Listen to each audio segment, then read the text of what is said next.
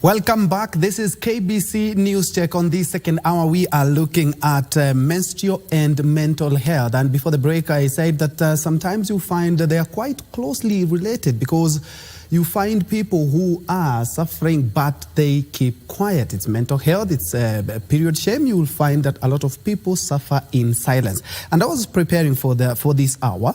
I had some startling figures, and I'm quite sure my panelists would guide me accordingly. Study by UNESCO found out that 1 in 10 girls in sub-Saharan Africa missed school while on their period. Another study in Ethiopia found that 50% of girls miss between 1 to 4 days of school every month due to menstruation. In Kenya, it's estimated that girls lose an average of 4 days of school a month, which cost them 165 learning days over the 4 year of high school, from Form 1 and from Form 4. But the experts are right here. Allow me to engage them. Just beginning from my extreme left, we have Aruna Mavji Vasani. She is the founder of Together for Better Foundation. And just next to her, we have Abigail Mudoka, who is the co-founder, KMV Mental Health Services, and also a consultant psychologist. Ladies, karibuni sana. Thank you. First things first, Aruna, let me begin with you. The foundation is called Together for Better, which sounds like something to make life better for our girls. Tell us something about it. This is a foundation. We empower women and a boy child also with the menstruation health and hygienic. But parallelly this also, we have realized that we have to also provide them with a sustainability product. Why so? Because something we need to have it as our rights, as our privilege to have it also. You know, some areas you don't even get it, the single-use pad. Yeah, where under foundation we provide the pads which is sustainable. We normally give 6 pads to a girl. Why so? There's 2 for night, because periods do come at night also, and 4 for daytime. So this pack, which is made out of cotton cloth, without plastic, without any chemicals, and also is doable for at least for 2 years. So they will be using it for these 2 years. As you said earlier, that there are certain numbers of days girls are missing in a school, especially 4 days in a month. That becomes a huge part of the education period, right? So we actually innovated a pad which lasts them for 2 years and plus. All right. You'll be telling us about what some of the things that you are doing in regards to that. Just first of all, hear something about KMV Mental Health Services and you are the co-founder. Yes, my name is Abigail, and yes, I am the co-founder and co-director of KMV Mental Health Services. So KMV Mental Health Services basically started in last year, November 2022, and it just started out of my partner Kushali Mavji Vasani's and I passion for mental health and raising awareness, because we've seen a lot of people struggling due to awareness not being out there and people not knowing enough about mental health challenges. We ourselves have had personal experiences which have, ignited this passion to start with. Yeah. Where are you based, and what are some of the things that you've been able to accomplish in the short period that you've got? Because I believe when you started out late last year, you bear me witness that COVID-19 had really pushed people to the edge. Yes, yes, very much so. Actually, I think COVID brought a lot of mental health awareness in Kenya, because many people still didn't know much about it up until, the isolation and whatnot really came in with COVID-19. And so last year when we started in November, currently we're still online based from last year, but we're planning on moving on now to having a physical location. So what do we offer? We have a lot of therapy services, consultations. We have, we go to schools and organizations to give trainings. We also organize events, just to raise awareness as much as possible. Basically, anything that can be done in regards to raising awareness, we're doing.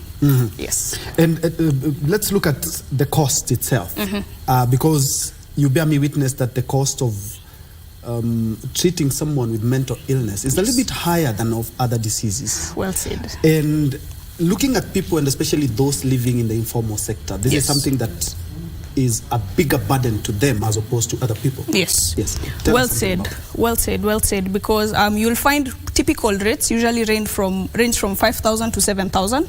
So in fact, they could even go up to higher, even up to 12K, in cases where people have more severe conditions or learning disabilities such as ADHD, such are difficult to diagnose, and medication is also not a cheap thing, I must add. It's something that, you need to keep investing more and more money towards. But yes, so now we at KMV, for example, we've made it our mission to have and offer affordable healthcare, mental health care. So, every now and then, like now, we actually just finished an initiative in July where we offered around 40-50 people therapy sessions for 500 bob each.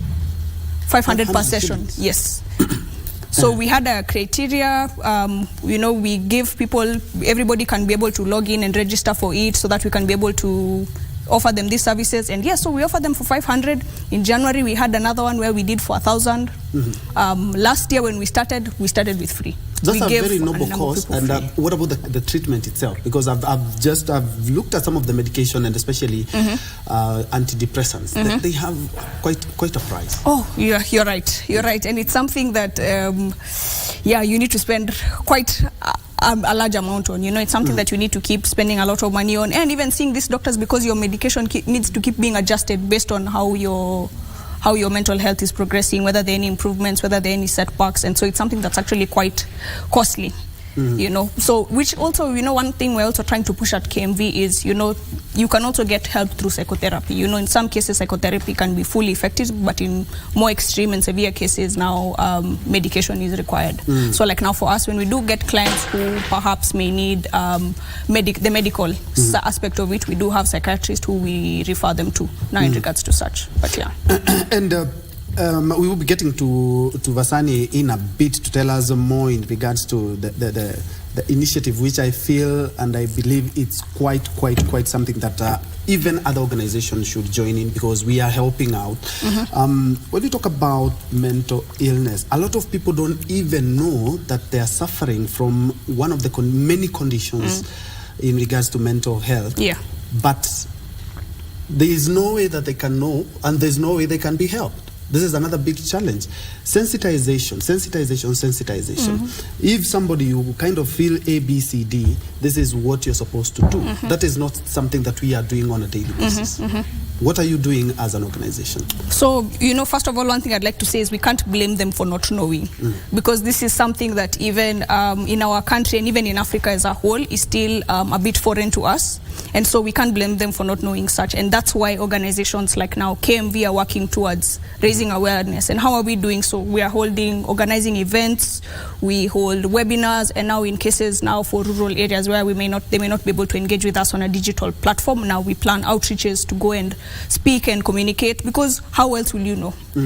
So we want to play a big role in really spreading as much awareness as possible, because so many people don't even know they have issues, as you said. They don't know they have certain challenges or certain issues. Even we have the whole thing of how, the African belief of, ni uchawi, as people say, and, they need to go see the doctor, they are not okay. And, we even have such terms, and that's just why? Because of stigma and people not being aware of such. So raising awareness is the goal. All right, Vasani, there's a noble cause that you Together for Better Foundation are doing in regards to the sanitary pads program. Kindly tell us something about it. We provide normally them sanitary towels, which is sustainable, but since it's been a journey of 9 years, I've realized also that 90% problem is education. And this is education in a whole holistic way. Not only that I'm bleeding and I have a period. It's a lot of things goes around with this. So 90% we try to cover is education. And that's why it's one-to-one connection is important on the ground, to see the girl, how she feels, or if there is any other question apart from that. Despite that, we provide them 6 sanitary towels, which is, we have sized them between medium to large. Why so? Because it's difficult to size for individual, because when we go on the field, we are dealing with 2,000 to 3,000 girls. So we give them pads which last them for 2 years. We do also promote plastic-free product and sustainable. If we get enough time, or school allow us to spend more time with girls, we teach them also how to hand stitch their own towels. So we leave them with the skills because we normally go to the border area of Kenya, and it's difficult to go very often or every month. So we wanted to bring the sustainability and build them with the quality of lifestyle. Because remember, there is a lifestyle we have adopted which is fashionable, but now we forgot to be sustainable. Yeah, so everybody is talking about environment, everybody talking about the effect of the other healths are coming around in menstruation, and we tackle individually when we go to different counties. And somebody, after hearing what you're doing, might wonder, why is menstrual awareness important, and how can we rope in even the males so that we may help eradicate the issues surrounding period shame? Yeah, I think it's a time to educate both gender. Because remember, parallelly they are a family. If one is not, there is imbalance already, right? And that's the nature of family, right? So when we go on the field, we decide to also educate our boys. We educate them around the menstruation, educate about how to react if there is a situation, or support the girl when she is not in her mental state. When I say mental state, this is not extreme what we are talking, but this is where she does not have a pad available. Can you believe how much shock it can happen to her? And the next person to her is a boy. If you don't educate that boy child, that means we are still living, or we are coming up with another gap between male and female.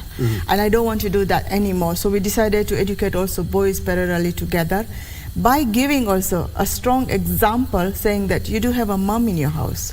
You should know what's going on with your mom, right? And that's how we connect a boy to a woman. The first introduction is, and I'm 100% sure they're connecting very well, because everybody is well connected and they're very close to their moms. So what we do is we educate the boys also, where we also educate the leaders on the ground. When we go to any counties, we make sure also we involve the county level people also. In government area. Kindly tell us more about that, because that is what I wanted to ask in regards, because if you have this very noble gesture that you are doing, because more or less you're giving more than you're getting as a foundation. Tell us about counties and how you're working to increase capacity to spread awareness. Yeah, so let's say example, if I go to any specific county, the first step I need to do is do the research. Which county I'm going to, geographical, where it is, which tribe is there, which culture is based there, and also what is the population, what are the challenges. This is done prior, before even I talk to anybody in that county, okay? And next step I do is, first I visit the county offices. And I at least give my presence there and say, this is what I'm planning to do, and we like you to join us. So now these are the gender-based directors, right? We try to bring them on board. Environmentalists, whoever is in agriculture or maybe into the sustainability program, we try to bring them on the board. So since we have started bringing the county level, all our leaders in our program, I have seen also a change. The change is now they are approaching us to also educate the vocational training centers, because they do learn also how to do the stitching and sewing, right? So every county, past at least about 7 months we have been to, every county has a vocational training center who knows how to make their own pads. Despite this, when we go to the school, the first thing we're going to have is a dialogue with the head teacher. Because she or he knows exactly what's happening with the family of their children in the school, right? So we get all this data, and then I go to the children to educate them. So all this process prepares me also how to modify my training. It's not going to be one standard training. Sometimes the request from head teacher is, please, can you more elaborate on sexual health? Or sometimes, please, can you talk about that it's a woman's right. It's a natural process in a woman's body when she is getting her menstrual cycle. Sometimes the ask is also, can you little bit talk about career building? I am an educationalist also. It's been 10 years I'm in a field of education, and I understand when this ask is there also. Because everything is connected with each other topic. Right? And now what I'm seeing is the mental health topic is coming very loud out there, because this is not only related to menstruation. This is now gender-based, this is now environment, this is now the culture of family, this is now also the type of school they are in. So these are the lot of things are connected, and that's where we said also we need to bring the champions or the leaders who advocate for mental health. So there are so many aspects we do. We bring together special key people. We bring it together to give the holistic. I will say, in my understanding, is a healing. Because when I talk to the girls or a boy, I have seen it's not the education problem. It's a problem is a generation gap education now. What my papa was doing, I'm doing the same. I don't want to educate myself why my papa was doing. A man asking me that, can I go and buy a diaper, a pad for my daughter from the supermarket? I said, what's wrong there? They're only talking when we're educating them at the radio level.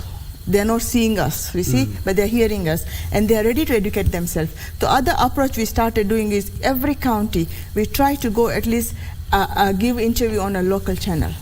We do have a translator because every county has a different language as a mother tongue, right? So we have a translator who translate for us. But you'll be so surprised to hear that they're willing to do, but they don't know how to do it.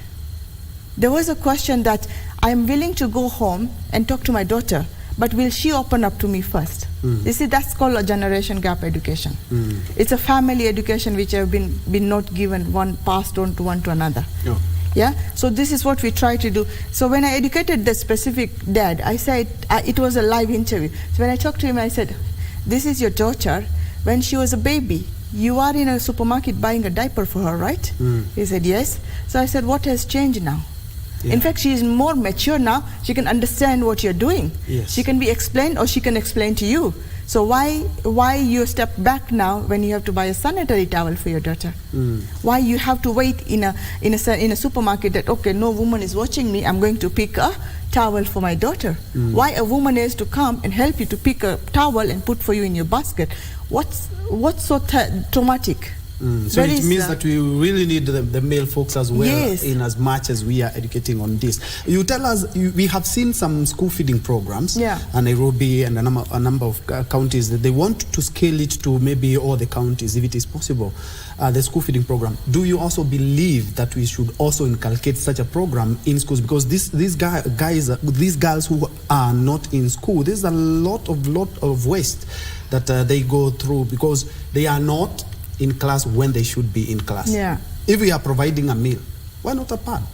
Anyway, you will answer that, but let's first of all hear from Abigail in regards to mental illness and people with disability.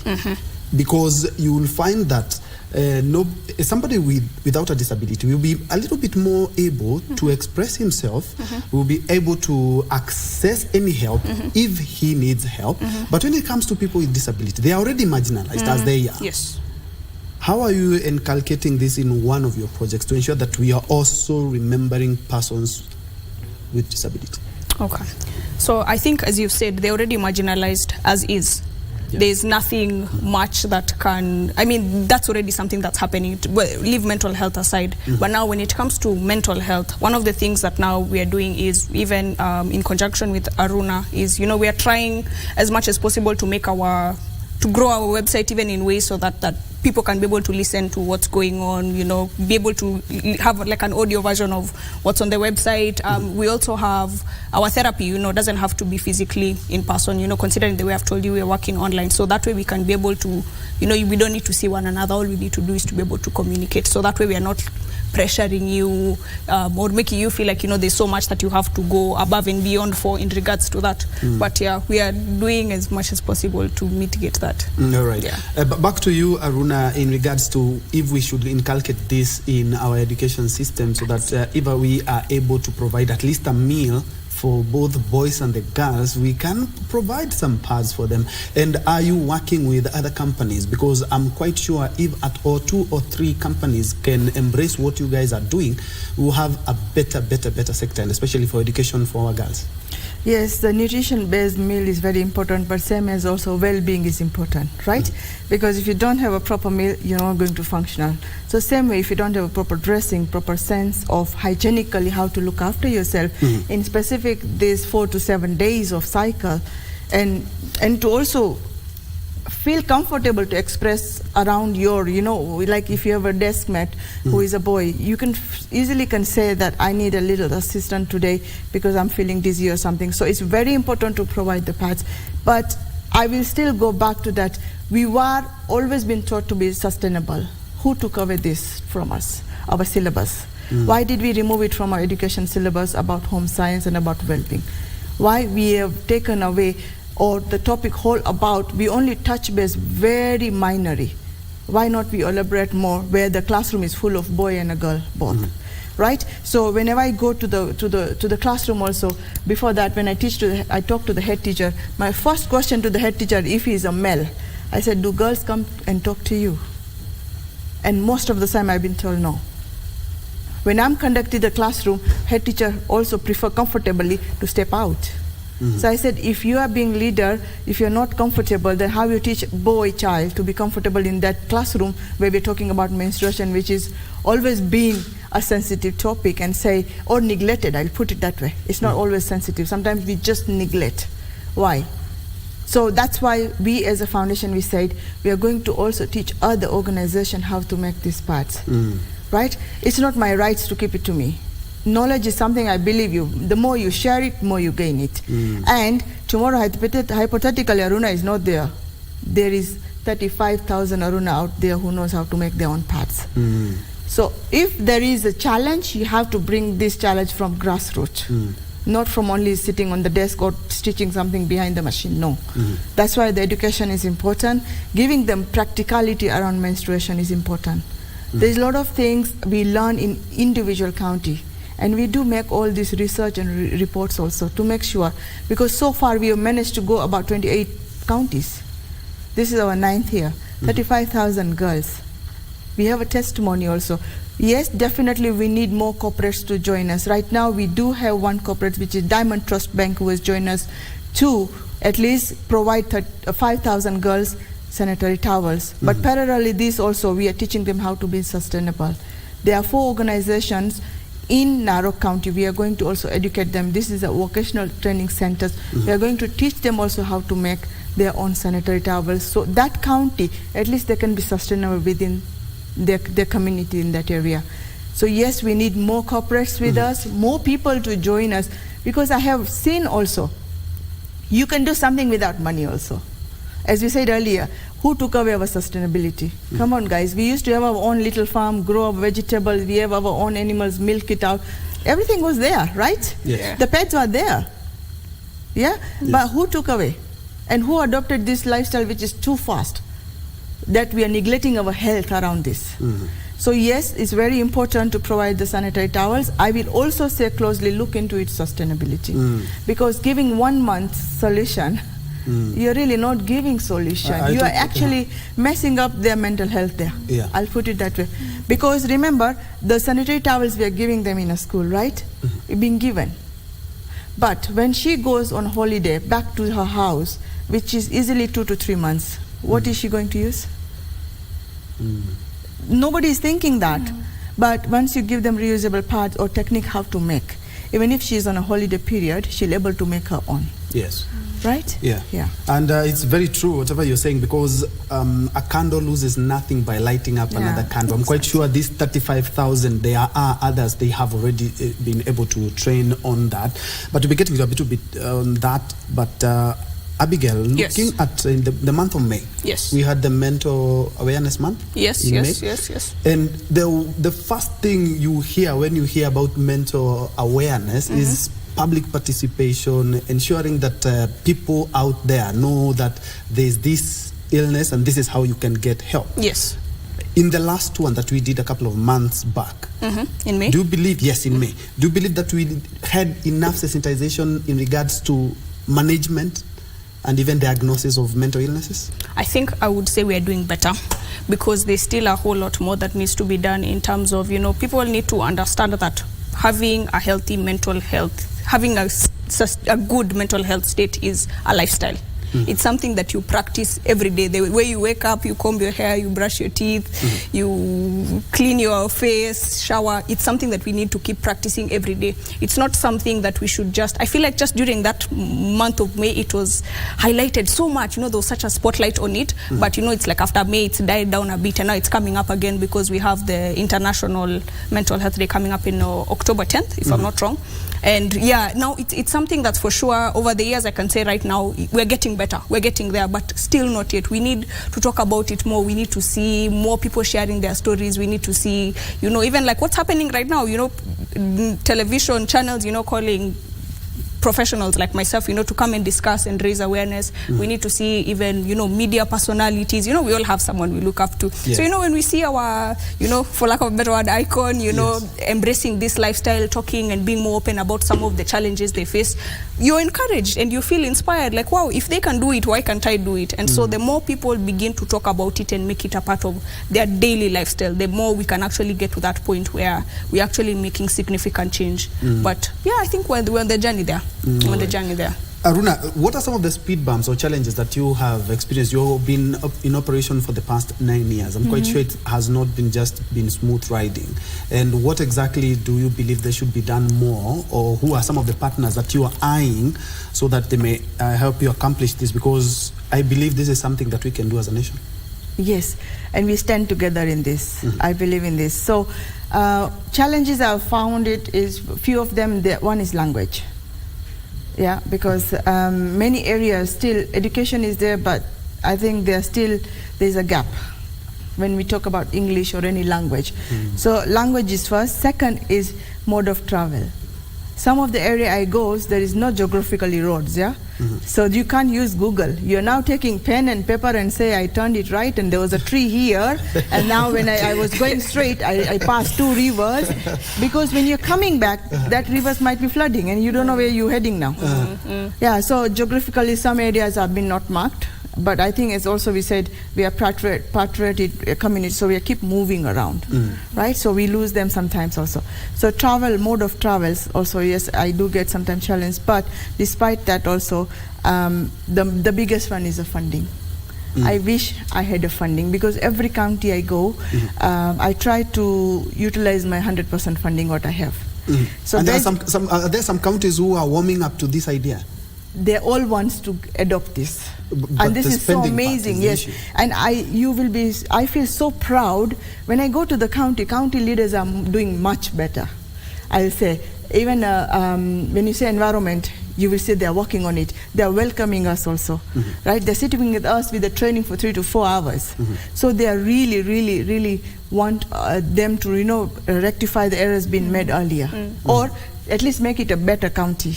It's like you can feel it that you're out of Nairobi and now you're in different counties. You can feel the culture base, the welcoming, the royalty we get, you know, kind of a warm welcome. So they're always with us. So yes, county leaders are all joining with us. That's why there is always ask, can you come and teach us how to make these pads?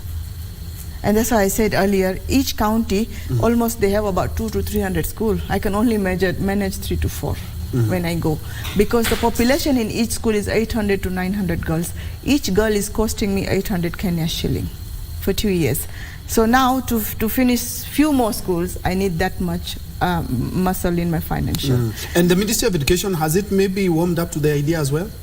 Yes. I have seen also that sometimes they feel like, oops, we have missed this. How can we miss this? Yes. So they are asked now to other organizations to join us. Like they are looking for other organizations who can bring the same kind of concept to come and educate them. Because I've been to, in 4 weeks, I've been to 7 counties. In 4 weeks. And I've seen everywhere the highly educated education is going about drugs now. Drugs is something taking over very fast in everywhere. In a border area, also in our central counties, which is more of educated, and you know they have access to other kind of organization. But yes, they are warming up, they are welcoming you, and also they want to keep going to do something around this. It's not like you come one time and talk and you're gone. You're gone in a way. No. They realize your journey, what you're doing. They're watching you also what you're doing and how the impact is happening. Because when you leave the county, it's not only the leaders are speaking about us, there's also moms are talking about us. There are teachers also appreciating this. You know, when you talk to someone and you see the spark on their face, you know already you're in the right place. Yes. Without even me showing them sanitary towels or telling them this is 2 years, you don't need to be worried, all this thing, no. They are also surprised there's something called sanitary towel which lasts for 2 years. The struggle is so real individually in the schools also. So head teachers are the one who is buying sometimes also pads. Because emergency can be any time. All right, as we wrap up, you know very well that the two are quite related, because there are some who even go to depression because of period shame. Yes. As we wrap up and as we look forward to the International Mental Wellness or Awareness Week, is it day or week? Day. Yeah. It's coming up in the next couple of days. Yeah, October 10th. Like to your final sentiments. So I think I agree. You know, even the way she mentioned, you know, children are not going to school. This is causing a lot of problems for them. You know, they are falling behind in classes. You know, there's the whole, you know, how she said the importance of educating the boy child, because, you know, if my periods were to begin here and maybe my desk mate is a boy, you know, I don't know how he'll react. He could laugh at me, make fun of me, and such ridiculing is could really affect people on so many levels. I think the isolation plays a very big role, because now you're stuck at home. You know, some African cultures, you know, to date, I'm sure Aruna would attest to the fact that you're still seen as unclean. You know, when you're on your periods, and you know, it's almost like, you know, stay there, and you know, the people are talking, using funny words to describe you on your periods. You know, they are calling pads interesting words, and why can't we just say it? You know, they make you feel like there's something going on with you, and during this period of the month, I feel so little. I feel so belittled, and so I can imagine it would create a lot of anxiety. It could even create a lot of depression issues, and even people could struggle with low self-esteem during such, you know, because of all the bullying and whatnot that goes on with school and people not knowing. And this is something that's also happening to your body that perhaps you're not understanding, because maybe you've not received the menstrual health education that you should have. You know, we have in many cases where people, I'm sure Aruna has encountered, where people don't even know what exactly is going on with them. They don't understand menstrual health. They don't know what they need, what they should do, what they shouldn't do. And, you know, we are happy that people like Aruna are able to give them that education, so that now the rest of us can now be able to take the mantle from there now when it comes to mental health. All right. Yeah. Aruna, wrap it up for us. I feel it's very important to individual to talk about this topic, because the damage has gone deep down. It's not something I will say. We talk a lot about myth and taboo and all this, but education is where the gap is. I 100% believe in that, because it's my experience based also. I'm not taking statistics much from other organizations, but this is 100% from experience what I gain. That first time period, or even if there are multiple periods, and then the first experience when you see a thicker blood, you feel there's a meat is coming out from your body. These are the kind of question I've been asked, and I feel like, what meat is that? But can you believe how can be a traumatized somebody feel like, oh, something has come out and now I'm not normal? Or sometimes what happens is also, when we go to the school which is only girls' schools, okay, in a classroom we have our photographer with us. We do have also boys who educate for menstrual health. Yeah, we have about 76 university students, where almost about 40% is boys who's educating for menstrual health and hygienic. So when we put them in a corner first, and when I talk to them, girls, periods comes to the girls, yes. It comes every month, yes. Is there any boy in our classroom? They don't even look around. The answer is direct, no. And I said, girls, are you sure? Because this is how been practiced always. We have never put a boy child in that classroom, not even a teacher.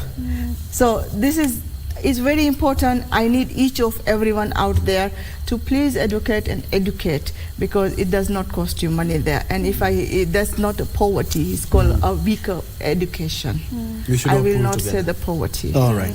Thank you so much, Aruna Mavji Vasani, who is the founder of Together for Better Foundation, and also Abigail Mudoka, who is a co-founder, KMV Mental Health Services, and also a consultant psychologist there. We are looking at menstrual and mental health. In any way that you can be able to help our girls, kindly do assist, because we are in this together. Men or women, we are in this together. That's why we put a cap. My name is Menstrual. Enjoy. Thank you so much for watching. Giving now the baton to the Swahili desk. We have Kurunzi Mashinani, and also we have Tamrini. Let's continue this conversation on social media.